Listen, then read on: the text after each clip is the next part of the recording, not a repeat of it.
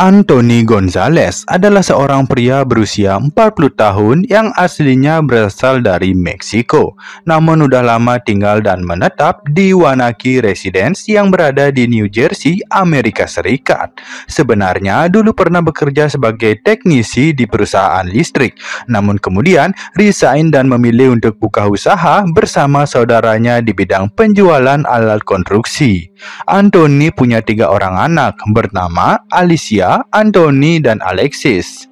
Dia terkenal sangat ramah serta suka menolong orang. Tetangganya mendeskripsikannya sebagai pribadi yang hobi menyapa dan enggak segan membantu warga sekitar jika rumah mereka itu ada kerusakan.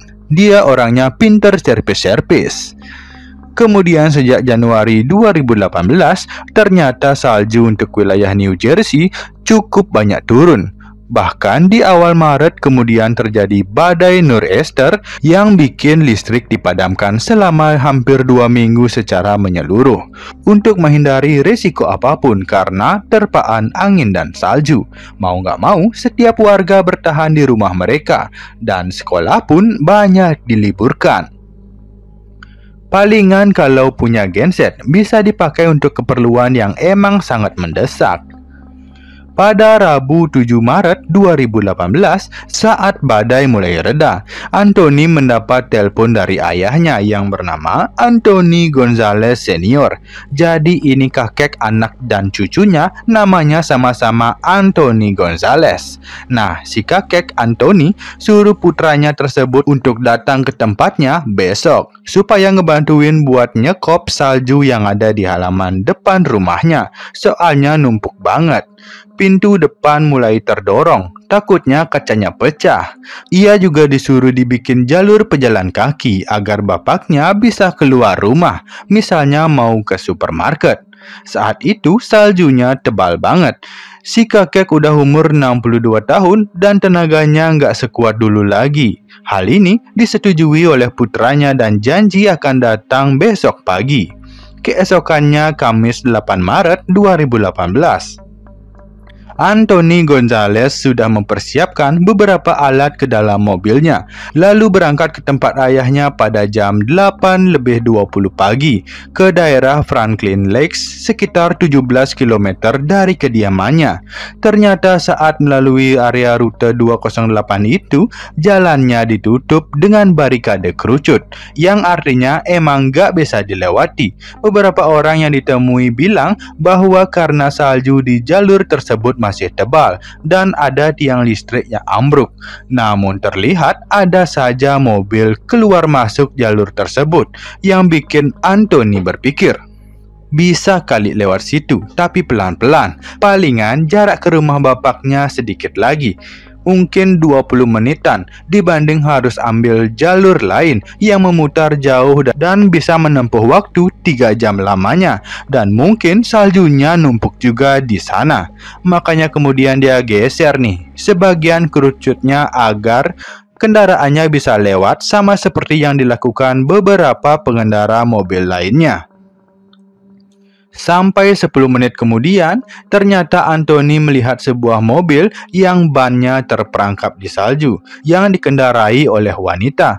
Dia turun untuk bantu ibu-ibu tersebut hingga berhasil keluar dan meneruskan perjalanannya pelan-pelan. Sampai sekitar jam 9 pagi, ternyata lelaki itu nggak sadar bahwa di jalanan ada kabel listrik yang putus, yang ujungnya terbuka dengan tegangan tinggi, tergeletak di aspal yang basah. Kemudian langsung menyambar bagian bawah mobilnya. Saat itu, seketika kendaraan tersebut mogok dan Anthony nggak sadar apa yang terjadi.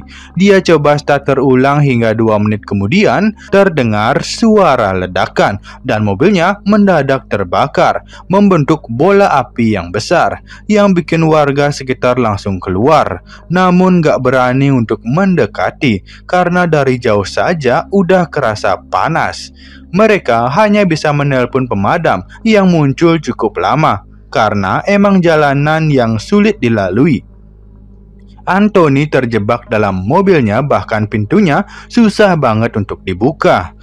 Dia coba pecahkan kaca namun gak berhasil. Sementara kobaran semakin membara dan asap hitam menggepul tinggi serta melebar. Ia teriak minta tolong, namun warga hanya bisa nonton saja dari teras rumah masing-masing hingga ayah 3 anak tersebut meregang nyawa sampai gosong. Bahkan setelah damkar datang pun cukup lama untuk memadamkan apinya.